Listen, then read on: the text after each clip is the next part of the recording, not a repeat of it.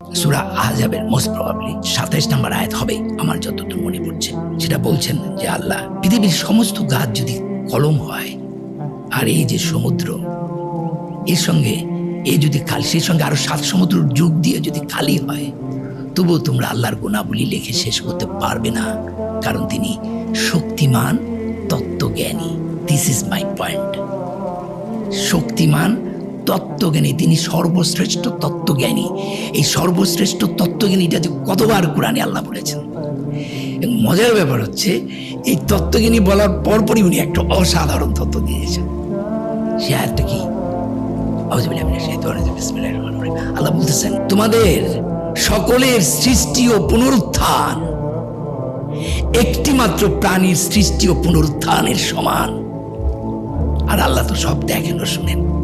আপনি চিন্তা করতে পারেন, একটি প্রাণীর সৃষ্টি ও পুনরুত্থান তোমাদের সকলের সৃষ্টির ও পুনরুত্থানের সমানে। বিবর্তনবাদের কথা বলতেছে না, হ্যাঁ কিনা নাই কোরআনে। যারা ভাই বুঝে না, যার জ্ঞান নাই, তারা উল্টাপাল্টা কথা বলা উচিত না কোরআনকে বাদ দিয়ে।